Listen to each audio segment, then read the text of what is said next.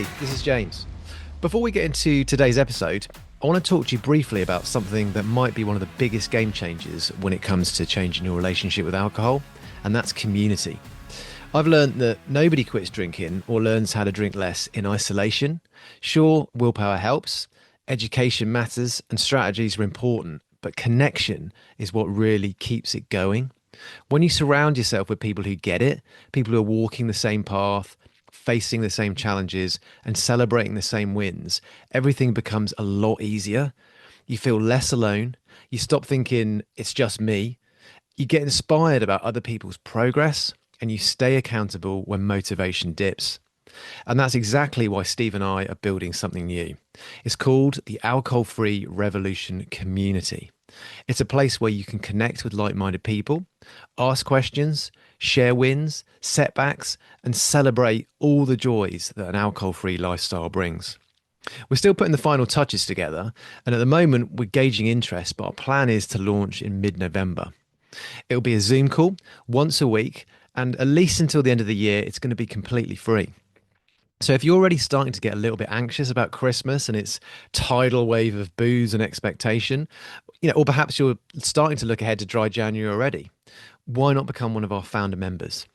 If that sounds interesting and it sounds like something you'd like to be a part of, there's a link in the show notes. All you need to do is go to that link and just send us the word interested. And we'll come back to you in the next couple of weeks with more details when we've got them finalized. Thanks. Enjoy the rest of the show. Welcome back to the Alcohol-Free Revolution podcast. We're so glad you can join us. My name's James Lloyd. My name is Steve Smith. And we're both alcohol-free performance coaches. We took a break from alcohol 4 years ago and never went back to it. And Steve, life has been pretty incredible since, right? Yeah, no complaints from me. And days just surprised me even more. I mean, this morning, just the sunrise, just every day has more to give, which is awesome. And we love it. Oh, I love that. Finding joy in the ordinary. Well, this week is going to be a really great show because we've got a very special guest. His name's Nick Elston. He's a mental health advocate, award-winning keynote speaker, and a podcaster. He's also affectionately known as that big guy with the cap and the beard. Nick started out as a pub manager, which led into a corporate career. And it was actually when he was working in the corporate world where alcohol started to become a problem for him.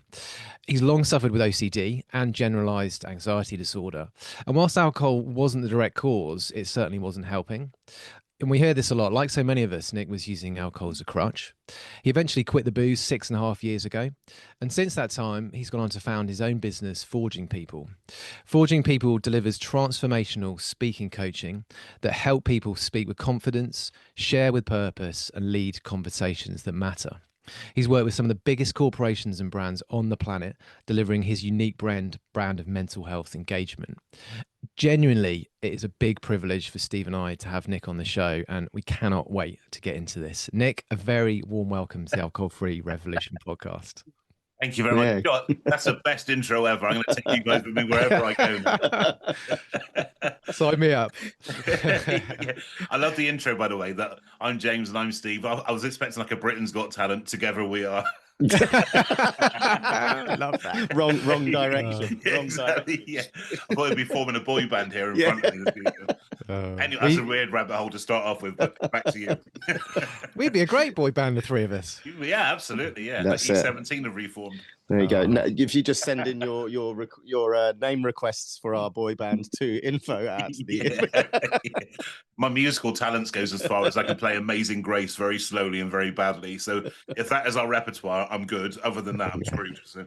There we go. Oh, great. Well, we'll get onto that later, Nick, because we'll take you up on that. That sounds great. Well, listen, Nick, I know you've got an absolutely inspiring story. I don't want to kind of tee you up there for disappointment, but I've heard you speak before, and obviously you're a professional speaker and a highly accomplished one as well. We're definitely going to get into that a little bit later on, but perhaps we could just start right at the beginning, really, and talk about the journey that you've been through. Where you started. I know you're from Bristol. Which is also a city very close to my heart. But perhaps you could start at the beginning and talk about how you come from when you started drinking through to where you are right now since you've set up Forging People. Yeah, sure. So thank you very much. So my kind of nutshell story, I guess, is that I developed obsessive compulsive disorder in my childhood. And so I'm 47 now, hence the grey and the beard. I'm also I'm also a Bristol Rovers fan. That doesn't help matters. But back in the day, the treatment and the awareness around things like OCD just weren't in place the way that they are today. So I was kind of prescribed 8 weeks of talking therapy. And as a disclaimer, I love talking therapy, by the way. It's a very powerful tool. Mhm. But it wasn't a fix for OCD. So as I got older, I started to develop something called generalized anxiety disorder, which statistically is far more common than OCD, but far less commonly known. So how I describe it is kind of like obsessive compulsive anxiety, that you're fueled by high anxiety, fueled by high nervous energy. But as we will all attest to, coming from the corporate space, you could be highly performing and highly successful, fueled by those things. So through education as a young adult with mental illness, with anxiety, that what I found very early on, that people pleasing was a fantastically effective mechanism. It was utterly destructive, but fantastically effective. But it also was a great introduction to masking behaviors. That Mhm. actually, from the outside looking in, I was successful, top grades and head prefect and everything else. But for me, it wasn't success, it was survival. So what I learned very early on was actually masking behaviors work brilliantly. So as I went into my kind of corporate career, my professional career, I started to use things like masking behaviors, where I formed distraction techniques, one of which was with alcohol. I think being a big guy as well, but some 6'4", 25 stone, 24 stone, even at that point, I was a big guy. I kind of played up to that kind of mentality as well, that's kind of one of the things that I did. Kind of made up for a lot of kind of lack of sporting prowess as well, that I was considered like the big guy. So you drink and that's what you do. Um, Yeah. and I kind of went through life a little bit like that. It was become I guess it became a real problem when you start to change your identity in that sense. Um, but it wasn't, funnily enough, linked to OCD and anxiety per se. It was more so my relationship with identity. I think. I think one of the things that have commonality with even things like race and sexuality and gender uh, is that sense of belonging. We don't feel we deserve any better or any greater than where we are, so we kind of do the things that just work for us. And it has to be said, I came from an environment which had an unhealthy relationship with alcohol in a couple of sectors. Mhm. So I was used to drinking as a social thing as well. And yeah, fast forward to 2012, I had a breakdown, and it was at that point that I started to use speaking as a therapy. But I didn't address drinking until 6.5 years ago, when actually the tipping point for me was when I was starting to do this not only regularly, but also secretly in that sense as well. So it was something that I was trying to hide in a way, hide in plain sight, but hide still nonetheless. And it started to help me reflect also as I worked through this, that when I thought about the most embarrassing things, the embarrassing times, the behavior slips, those, it all happened when I was drinking. Or one of the things I was experiencing most was I would kind of experience lack of memory very quickly when I was out for a night, because of my obsessive compulsive traits. There was no in between. I would go for a pint, then I would have 12. It was no in between. I couldn't do the 2 pint thing. And it Mm. was kind of like an in joke as well. And it kind of feeds into that, I guess, like going to things like football, that, oh yeah, you have a pint. I have 4 pints where it takes everybody else to kind of have a one. But it masks things like social anxiety. It masks lots of different things. But it was a real reflection piece. So then I started to work on that through a counselor, through talking therapy. Um, yeah, and I just started to work through it. And I kind of brought my wife in onto it as well, because again, it was something that was kind of quite insular until that point. Um, yeah, and since then, there's been no real looking back in that sense.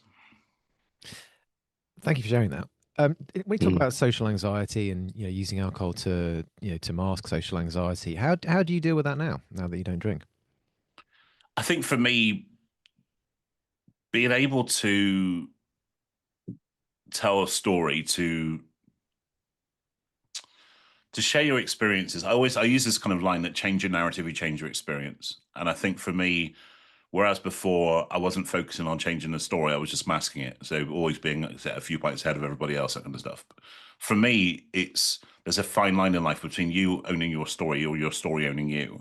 The changing point for me was when I started to own my story.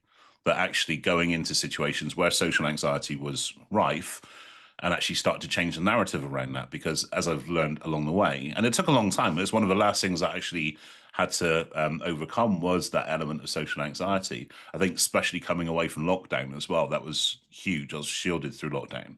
So coming away from lockdown, that was a real problem as well, that it compounded social anxiety going back out into that new normal, and everything seemed really terrifying and stuff. So but it's driven by that fear. It's that false evidence appearing real. I was looking for proof to support where I was at that time. So by changing your narrative and being able to tell your story from I guess even from a third person perspective, as if you had a narrator, like a Morgan Freeman narrating your life, you start to change your experience of the story that you're telling yourself. Very often it's linked to self-esteem, very often it's linked to confidence. Weirdly, and maybe we'll touch on this as we go through today, but also as men, we don't talk about body image a lot either. Body image has been a huge part of that as well for me. And again, that's a reflection piece. That's not something. So all of these things I carried so long whilst I was working on my mental health stuff, and even speaking about this publicly, and people wouldn't understand that. They wouldn't understand why I would have no social anxiety talking to thousands of people from a stage, but you put me in a room with three of my closest friends, and I get huge social anxiety. It's really strange. There's a perception of people that step up, and maybe you guys have experienced this doing what you're doing now, that once you put yourself out there, people think, hallelujah, these guys are cured, they got their stuff nailed. But like everybody else, we're managing our stuff daily in that sense. Yeah, for sure.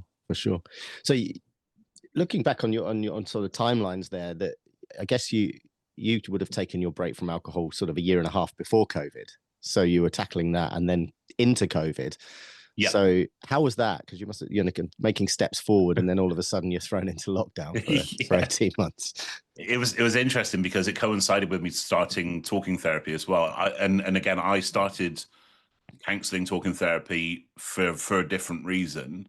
It was because I started to feel my GAD symptoms coming back. I started to there's something called dermatillomania, which is compulsive skin picking. So it's something that I've struggled with a long time. It's linked to my OCD and stuff. So actually, I kind of went back into therapy for the reason of trying to address the issue why the compulsive skin picking was starting to happen again. So really, I started to tackle alcohol as a byproduct of that. Is because we started to look at, because essentially, kind of medically, it's labeled as a self-harm kind of thing, even though it's not really a self-harm in the way that we know self-harm to be. But what it started to do was to look at other crutches. So, and even since moving away from alcohol, it's moved into things like food or to caffeine, or because of, and I think certainly having an obsessive compulsive personality, I've always been mindful of, and very much boom and bust. I'm very much kind of like 1 or 15 kind of thing. So I actually started to get help with it by default, actually was the answer. I knew it was a challenge. I knew I was trying to kind of get better at this stuff. I started to explore low and zero alcohol stuff way before I started to kind of have the counseling. Then lockdown happened. And if I'm honest with you, and I know obviously it was a brutal time for a lot of people, I was okay with it. I felt okay, actually, because I didn't have the external red flags. I didn't have the external pressures. I didn't have the social expectations. It actually, but it kept me in a comfort zone, and we both know that's not a really healthy place to be. It's a false sense of reality in that sense. So actually, I would say the bigger challenges were coming away from lockdown back into the real world again. That's probably a real long, rambling answer to a short question, wasn't it? Welcome to my head. I'm really fascinated by what you spoke about there with regards to social anxiety, but yet you can stand up in a stage in front of thousands of people. That's incredible. So how just talk to me a little bit more about that, because I think obviously you'll know this. I think when people are surveyed of what's the thing that scares them the most, it's public speaking, right? It's literally the most terrifying thing for most people. And it certainly was for me when I first sort of started working corporately. How do you kind of prepare those two things together, that, you have social anxiety in terms of going into a pub with a small group of people, but yet you can stand on a stage and do what you do, and you do it so brilliantly as well. How does that work? You're quite right. According to Harvard, public speaking is a greater fear than death. Yeah, it We is. fear ridicule more than we do dying.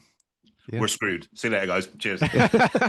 We need to tackle this for our boy band, right? We Yeah, need to yeah, be spotlight comfortable syndrome, getting isn't up in front of thousands of people. Yeah, absolutely, we do. But here's the thing, and I think here's the reason why as well, that what I found in life, and especially in more recent times where I've worked through a lot more stuff, including things like alcohol and crutches and distraction techniques and stuff. People are not afraid of public speaking. So I've coached hundreds of people, if not maybe thousands of people now, to speak publicly. People are not afraid of public speaking. What they're afraid of is far more base than that. It's far more human. What we're afraid of is being judged, dismissed, or ridiculed for having an opinion, for sharing an experience, for having an insight. And I think especially fueled by cancel culture, we're terrified about saying the wrong thing now. And if you look at things like alcohol, which is again is one of those taboo subjects, is still sadly, and body image and all these things that we're trying to bring out into the light here, we're terrified of being rejected. But if we look a little bit deeper than that, then for me, the fear of rejection drives everything that we do. The fear of rejection was a big driver for my relationship with food, with my relationship with alcohol, with my relationship with lots of different things. Unhealthy distraction techniques fueled by the fear of rejection. So the answer is, why can I stand up in front of 1,000 people, thousands of people, and deliver a talk and not feel that fear? Actually, I don't care as much if I'm being rejected. Whereas you put me in with three friends or a family situation, I care about whether I'm being rejected or not. I care about what they feel and what they think about me. So again, it's the story that we're telling ourselves. And that's why, whether it's from the mental health capacity or the speaking coaching work that I do, I focus exclusively on, you change your narrative, you change your experience. And that's been the one consistent thing through all of the journey that I've been on. That's really fascinating. When you're up on a stage and you're to speak in front of thousands of people, are you is it a case of thinking around, we're in our own heads, right? We're worried about what people think about us, whereas the reality is most people they don't care about us, right? The adage is, people don't care about you. They care about themselves. They're not focused on all these intricacies that are going on in your own head about yourselves. Is it a case of kind of compartmentalizing that and putting that to one side and focusing on these? Because I think when you speak public speaking as well, people want you to do well, right? It's a bit like going to see a comedian. Oh, absolutely. They die on stage. No one wants that because it's awkward. It feels really awkward. You want to see people succeed, and you're almost willing them on to do well. Does that kind of play into it as well? Yeah, it does. There's a few things you mentioned there which are really important to mention. I mean, the first thing is, one of the biggest tips I can offer people who right here is that if something is in your head, let it out.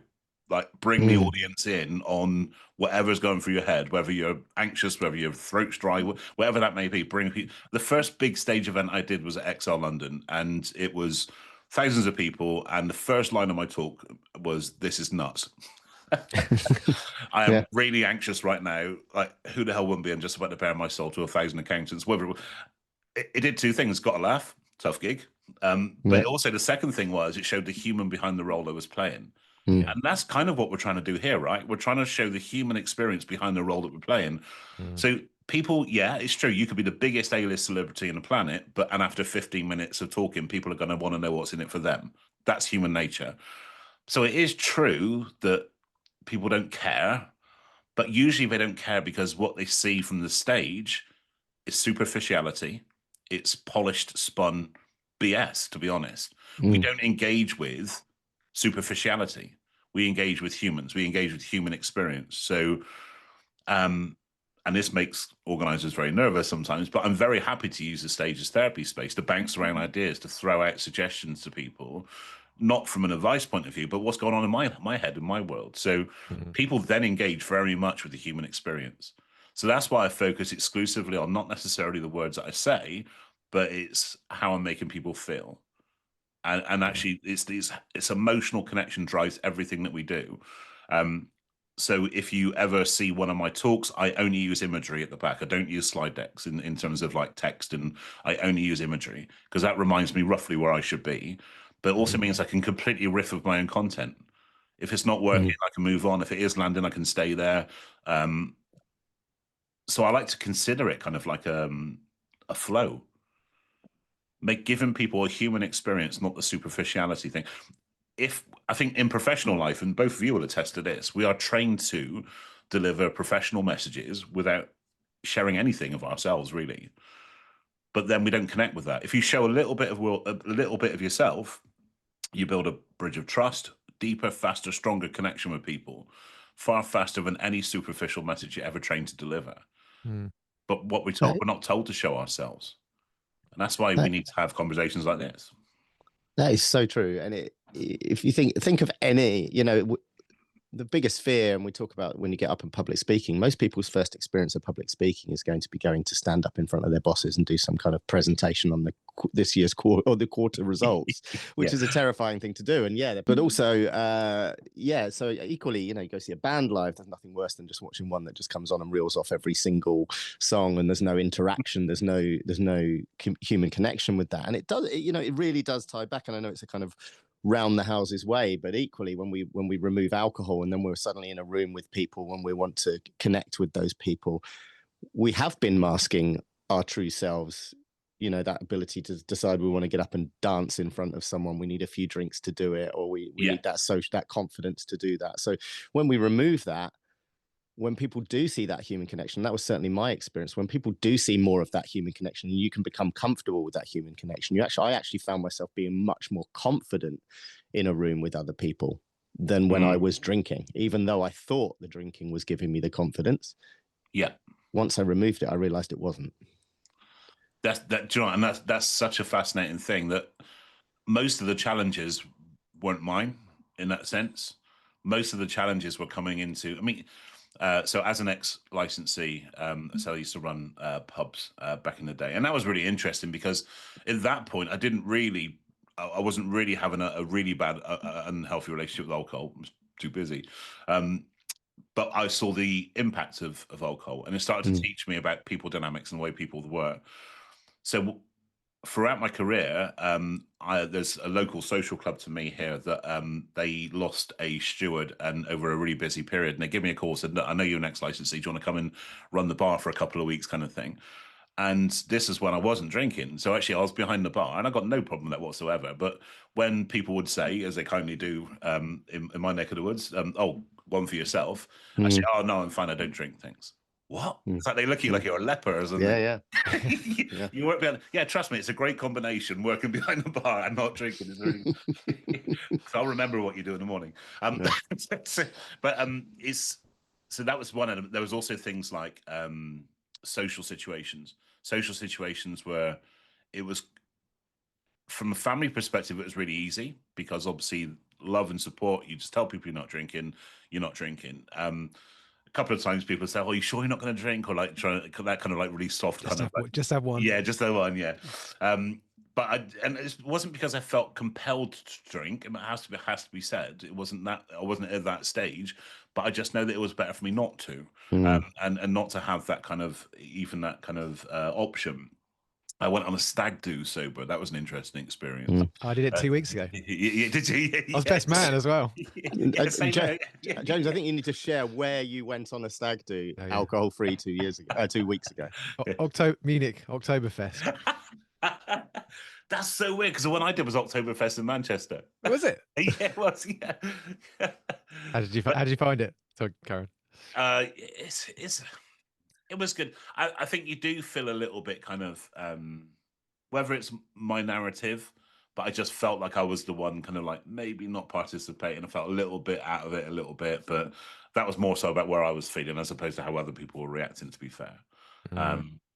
So most of the challenges were actually explaining to people that actually I choose not to drink anymore. Because now there are so many great options, from the 0% stuff to the 0.5s, and I'm on a mission. I'm on a mission to try everything now. But like literally, when I'm that old, when I'm back in the day when I was running pubs the first time, your only option was you either drink like sugary sweets, like drinks like Coca-Cola or that kind of stuff, or you drink Caliber, which I've been assured tastes like rat's piss. So either way, It's horrendous. we slate Caliber We every regularly episode. slate Oh, that's Caliber. good. Yeah. But yeah, Yeah. it So, deserves slating. yeah, exactly. Yeah. But now there's so many great options, and I Yeah. love, to the extent now, I think there's certainly people in my family have followed my lead. That's a really interesting thing. So there are people in my family and my in-laws who now have the 0% option as choice.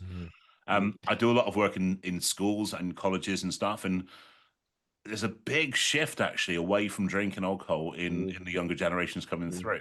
100%. So really, really interesting. We live in interesting times.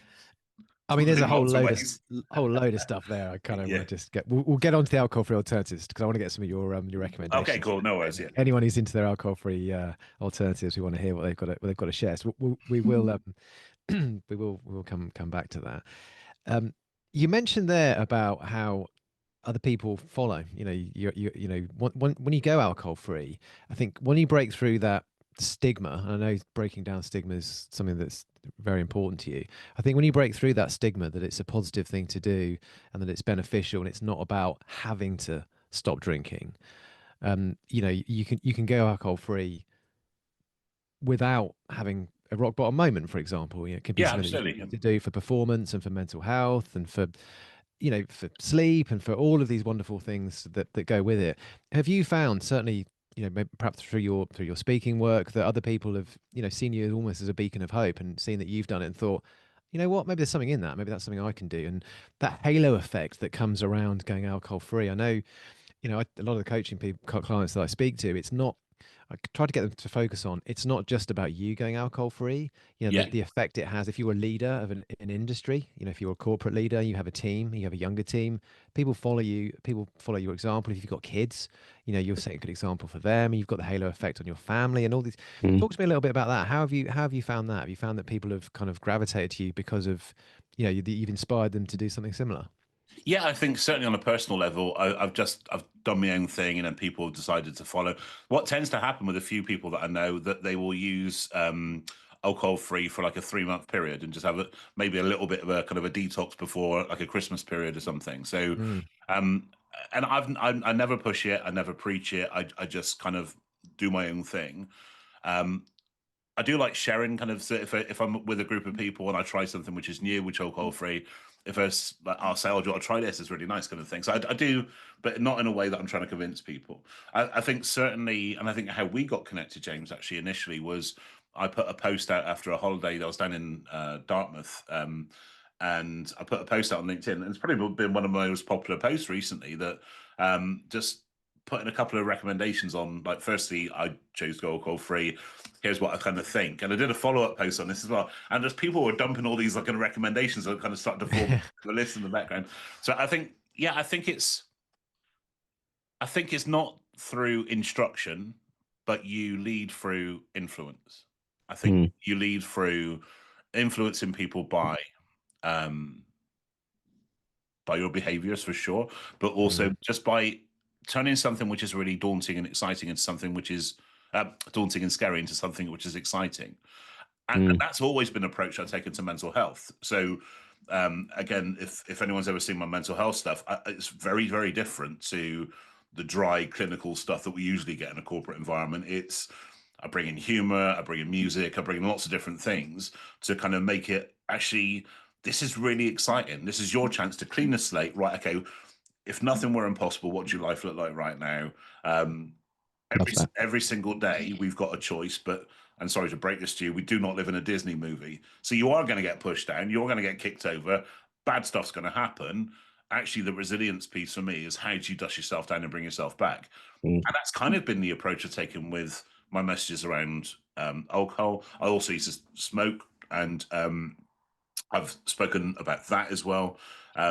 So all of these things, that taking the approach of you're trying to influence for emotional connection as opposed to instruct, because typically that's what tends to happen, isn't it? Is that kind of we try to instruct people, or we go too preachy, but actually what we're trying to do is just that, hey, this is a great podcast episode, why don't you check it out? Could be something else for you, you never know. Yeah. I think it has to be something that people arrive at independently. You can't sell people an alcohol-free lifestyle if they're not there. It has to be something that they arrive out of their own fruition, and then you're there to sort of say, yeah, it's great. Let me show you how I can support you to do that. But you Yeah, can't say to people, oh yeah, you got to go alcohol-free. It's brilliant. You're going to love it. Doesn't work that way. yeah, Then I it's think I think you become a bit of a lighthouse, really, don't you? And that's the thing. Once you start to, once people start to see you emanate it, and once you've been 3 months, 6 months, a year, whatever, the people closest to you start to see that, and then when they start to ask questions, that's your opportunity to kind of to answer them honestly, because it's not for everyone, and it's not about being preachy. It's not about ramming no, it down everybody's throats. But I think when people start to see the benefits and the gains that you get, then they start to ask the questions, and that's where we can come in and answer them openly and honestly, and people can make their own decision. yeah, absolutely. And I think that's why the approach that you're both taking is crucial in all this, because you're creating an environment, you're creating the conditions where people feel safe to start with, but also you're building up trust and rapport with people in a way which makes you both very approachable. And I think that's really what you need. And again, that's the work that I do in the mental health space, that when you make something scary approachable, for me, for example, I've never wanted to be a coach. I've never want to be a counselor. Um, but all I want to do is focus on that engagement piece. Why is it that this person here is not reaching out to help to you right here, and focusing on those reasons?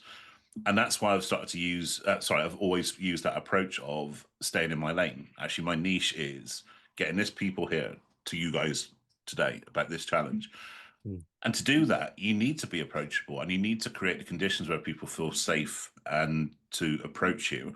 But weirdly, when I come at people from a non-solution focused perspective, people will share everything with me, because I focus exclusively on just building. It could be in an audience of thousands, but that one person is to really resonate with them, and they felt safe enough to engage with me. They won't reach out to a medical professional. They won't reach out to a coach or a counselor or their boss, but they'll reach out from me. So I consider it myself like a buffer zone in that sense. Mm. And I think that's the approach that's missing in a lot of this stuff.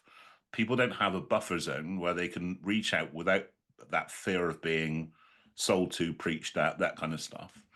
And that's why I think that as soon as this invite come through to this podcast, I thought I need to do this, because you're creating that space here. Because by tuning into this podcast, subscribing to this podcast, I'm not saying this, they haven't paid me to do this, by the way. Like people actually I'm not saying your invoice yet. I was going to say, we haven't seen the invoice yet, Nick, but like genuinely, people that arrive in here, they're not being sold to, they're not being pitched at. They're engaging in information, which then they can choose to do whatever they want with that information. Because I think that's the thing. And you've mentioned this already. I think Steve mentioned it earlier on, that very often it's not about us.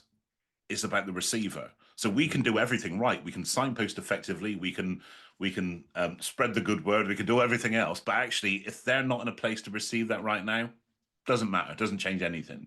But there will be a point, either through shock, big action, big reaction, they'll come to you and actually say, yeah, now's the time I want to talk to you about this stuff. And I think that's why, and this isn't necessarily about our podcast. I think that's the wonderful thing about podcasts now, is the fact that actually once you've found one, the episode that you initially listened to might not be the one for you, but you can suddenly, you can then go back and look through some people's extensive back catalogue, R20 so far, but equally find something that does resonate with you. And, and that's the beauty of it, and the way that it's changed so much for whichever podcast you choose to go to.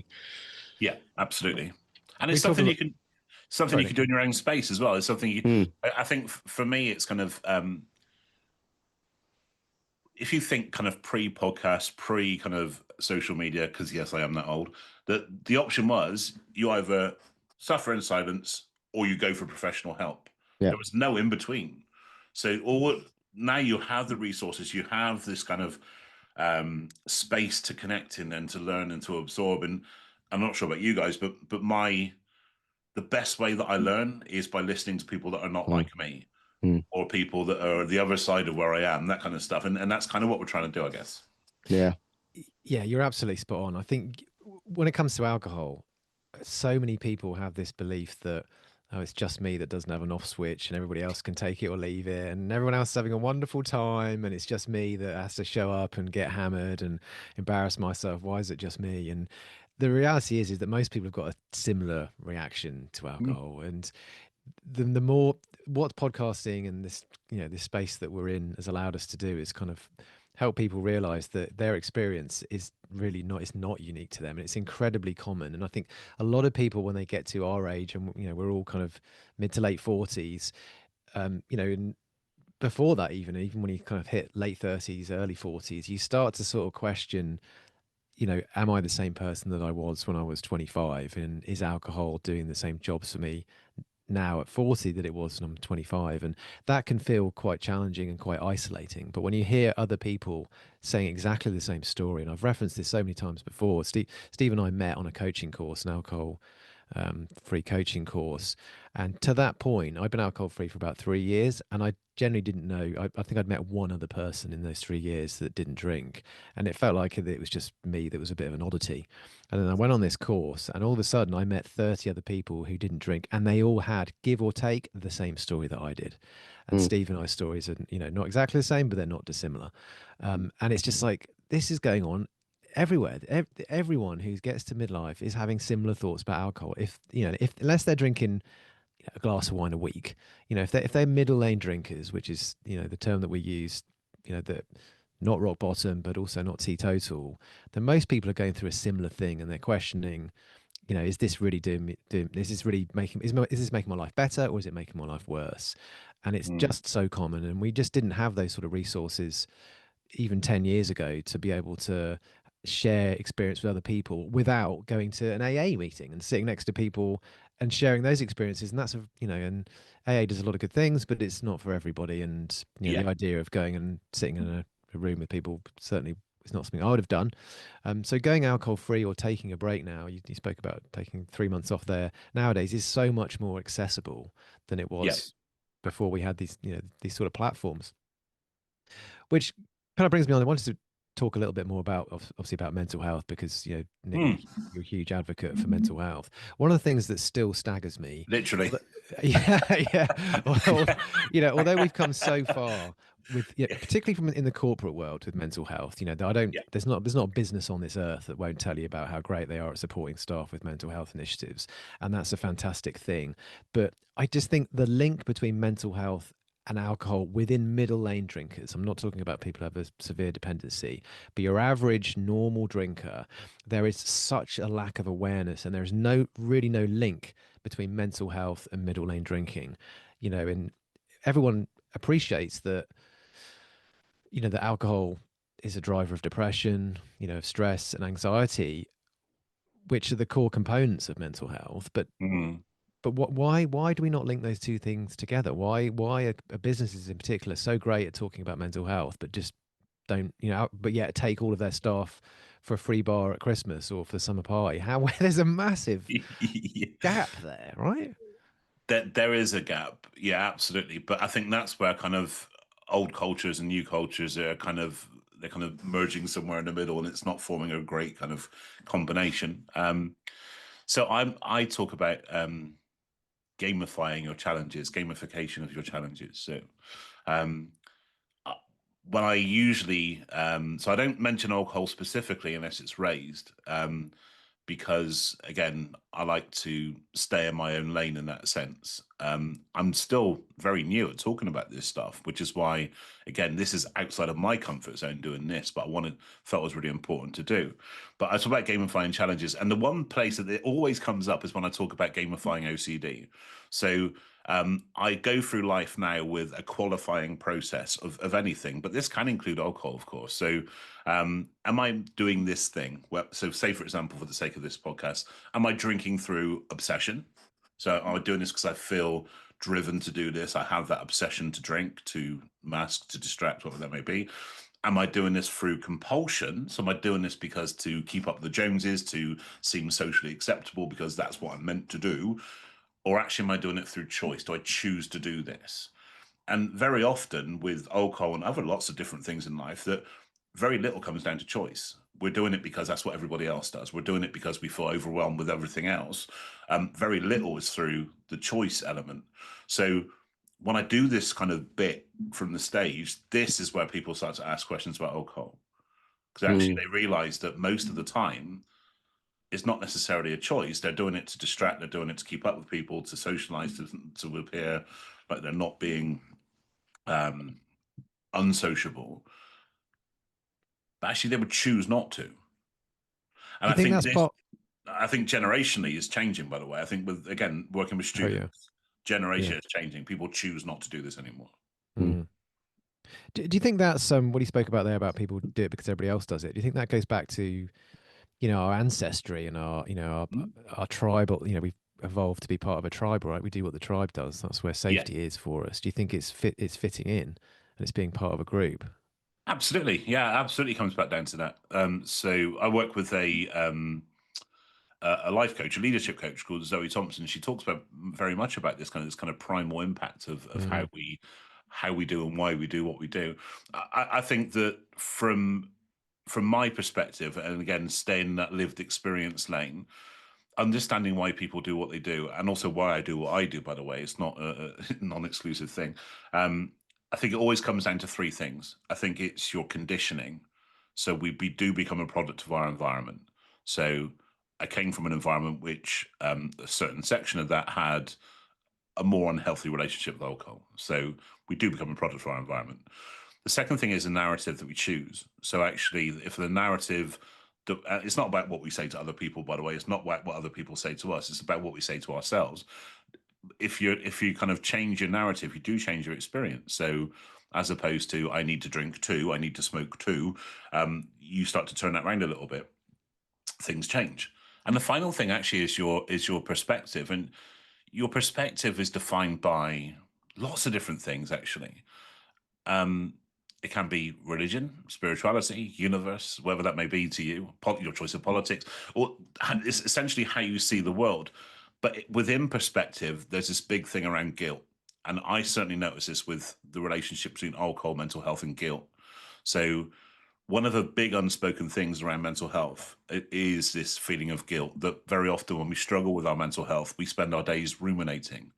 We don't feel that we know where we are, where we exist. We replay all of our decisions, relationships, conversations, all our screw ups, all the things that we've done wrong, all the misbehaviors and everything else has gone along the way. But we replay them enough today with a very real and very current feeling of guilt and remorse and regret that we start to change our narrative that we're not enough. We don't deserve to be any greater or better than where we are right now, so we stay. But it also changes our narrative of what's to come. Well, who am I to want to be this? Who am I to do this for myself? And so it kind of keeps us exactly where we are. And that's why, again, I always focus on narrative, because it's a narrative that's holding us, and it's fueled very, very often by guilt. That's the one thing I see as a big commonality. My relationship with alcohol was actually compounded and fueled by guilt consistently, especially kind of like through moments of like not remembering, blacking out, that kind of stuff. The guilt thing is huge. The guilt and the not knowing as well, of course. That's really powerful. Yeah, that's really really powerful. powerful. And I think that would speak to a lot of people because, you're right. It's the guilt, it's the shame, it's all of that. And I don't think it's spoken enough about. And I love that part you're saying there about, shaping our future and shaping, and we'd be stuck in where we are. And I think we can relate that to so many different things. And certainly in the early stages of taking a break or early stages of stopping drinking, you're tied into that old way and trying to, you're almost like you're relearning your path again, right? Yeah, absolutely. I mean, I do a lot of work with so really high pressure environments. So I work with victims of domestic abuse. I work in the prison system, and all of these people are shaped by narrative, very often put there by other people. So actually, kind of we can be defined by the way that we're engaged with, the way that we're told. But so the narrative that's put into us, it changes the way that we see ourselves. It also means that sometimes we don't feel that we're clever enough, smart enough, strong enough to tackle what's going on. So we look externally for those kind of sources. And I think that's why in everything that I do, and I think this will be the same with what you guys are doing, is that we have all the answers we'll ever need in life. I don't think that everyone always looks externally. I think we have all the answers we'll ever need. What we need is better questions. That's coaching. That's basically what coaching is. It's not telling people. But the problem with better questions, it gives you big answers, and big answers are scary. and big answers can often provide big truths, and big truths that we don't want to address. So, and that's where kind of the role that you guys step in, is that you are acting as a facilitator, but people are expecting a silver bullet all the time, including myself. Very often I was like, look, I don't care. I just want you to take this away from me. That's just not possible. So I think it's a case of recognizing that don't look externally for the solution, look externally for better questions. Yeah, that's so true. I mean, that's exactly what coaching is. It's not telling people what to do. It's asking deep questions that make people think more deeply about those tough questions. And yeah, that's huge. You spoke earlier about how we're seeing quite a generational change shift, and we've definitely see that as well. And younger people, particularly those under 25s, are drinking way less than our generation. We all grew up in the 90s, and alcohol was rife, binge Britain, all that kind of thing. It's just not like that now. And I think people of our generation are completely unaware of this. I mean, perhaps it doesn't matter to them that, that young people don't drink, but if you've got kids in their 20s, I mean, I don't have kids, Steve does, but if you've got kids and they're in their teens and their 20s, the chances are they're probably drinking a lot less than you are. Because of that generational shift. And there's been a lot of talk about why that is, but mental health seems to be the one thing that comes quite high on the list. In that, see, when we were growing up, I don't know quite when I first heard the term mental health, but it certainly wasn't used when I was at school. Maybe it was around the 90s, perhaps it was later than that, I don't know. But mental health nowadays is very, very high on the list, for Gen Z. And that seems to be quite a big driver for them walking away from alcohol, and it just not being the thing for them that it was for us. What's your view on all that? Yeah, I think you're quite right. I think it's been replaced, though. I think it's been replaced by the advance of technology. I think with a lack of disconnection from the online to the real world, I think that certainly has played its part, because actually, whereas before we didn't have that.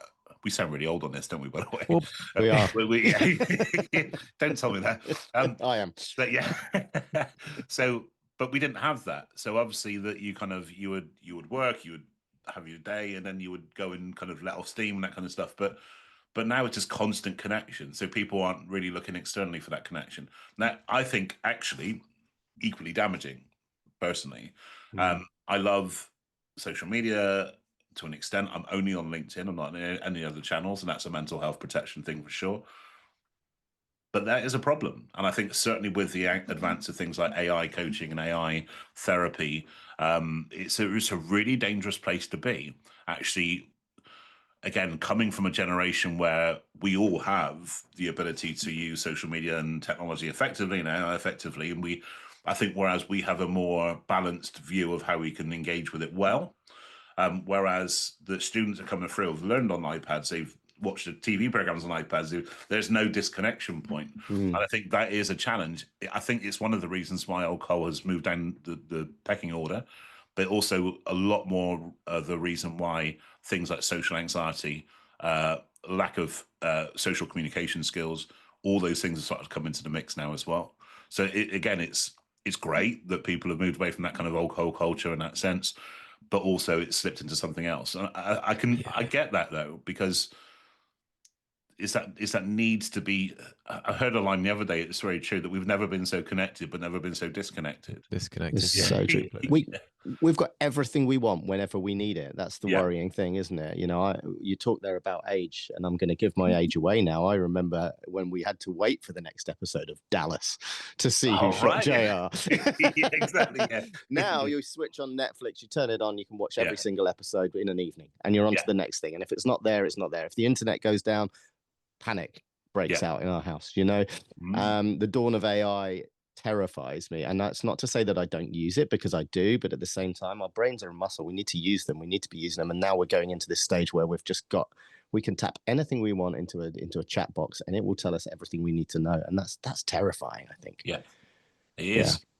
And it's terrifying when it's wrong. Yeah. Even more so. Even more so. I mean, that's a bad human trait, let alone a technology trait. When you say something with extreme confidence and you're wrong. Yeah.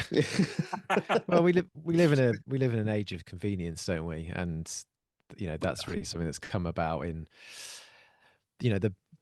in, well, 70 to 50 years since we've had refrigeration and things like that. And, now we have Just Eat and things like that. But obviously we've evolved over millions of years through Yeah. struggle. And nowadays everything's about convenience, and that comes with a very high cost. And something that we need to be mindful of. I just I want think to, so. I do a lot of work in the gaming community, so I'm a gamer myself. I also work with a lot of gaming houses as well, because again, that's another interesting kind of avenue that I rarely meet a person in the gaming community that drinks alcohol. It's a really strange place to be, in a great way. But again, there's that lack of disconnection as well. But I think that with as I go, I've just derailed myself then, but I've gone down around the talk hole. about, gaming, the gaming community don't drink. Yeah. No, I've gone. It'll come back if it needs to come back.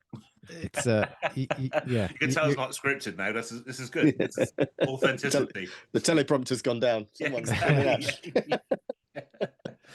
Yeah, you mentioned it there though. I think I'm not trying to present Gen Z as kind of being whiter than white or kind of health freaks or anything. Like I say, it's just switching from one poison to another. I think a lot of the time. And I think part of it actually is to do with economics as well, in terms of a lot of the other drugs that are available actually give you a lot more bang for your buck on a night out. If you're going to go to central London and buy 5 or 6 cocktails, you're going to be into triple figures. But you can get cheaper alternatives that will give you a buzz for an entire night for a lot less money. And that, no one's kind of portraying Gen Z as saints, because they're not. Every generation's got its poison. And it's just a different addiction. It's just a different distraction. I mean, if you kind of see this as a distraction technique, and there's healthy ones. Obviously, you've got things like breath work and that kind of stuff. Then you've got social media, even gaming. Gaming, that's probably where I was going with this, actually. With the gaming community, that even within that, you've got the distraction techniques, but they're different distraction techniques. You play Call of Duty, which is kind of like a war simulation. You kind of... that's going to be a very different vibe from a peaceful open world gaming experience that you have on a different game. So there's nuances, and I think for me that even though drink may not be so high on the priority for whatever reason that may be, it has been replaced by another addiction, and equally damaging. So it's as if we need something to fill that gap, if you see what I mean. Yeah. And I think that's the bit that people should be looking at, professionals should be looking at. Why do we need that distraction? It's chasing easy dopamine though, isn't it? Whether it's absolutely. alcohol, cigarettes, gaming, porn, social media, online shopping, it's all access to easy dopamine. And I believe we should be very wary of easy dopamine, because dopamine's something that's there to motivate us fundamentally. It's to enable us to do hard things. We get dopamine from doing hard things. If you're getting it from doing easy things, like clicking a like button, that's a red flag for me. But that's another story. I just want to change tack very quickly.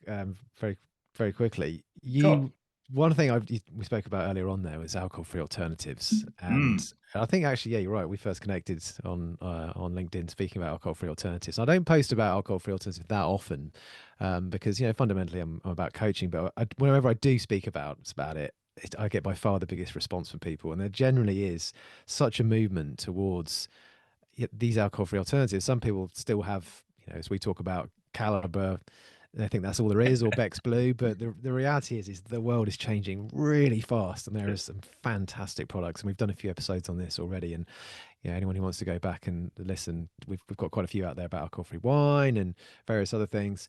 But I'd love to hear what do you drink? What do you recommend, Nick? Coming from a pub background, what are you into? What's in your fridge? I think my go-to, and it's going to be quite a boring one because I think a lot of people are into this now, is Guinness Zero. Guinness Zero for me, I actually prefer to the usual Guinness. I always found Guinness quite too thick, syrupy for me. So I like that.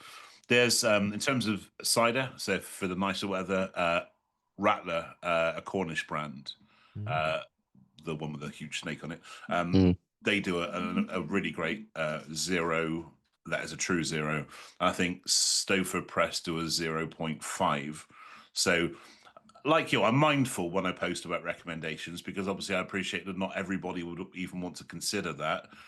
if it could potentially be like a feeder or a trigger kind of thing. But for people like myself who are just choosing not to, yeah, that's kind of where I go.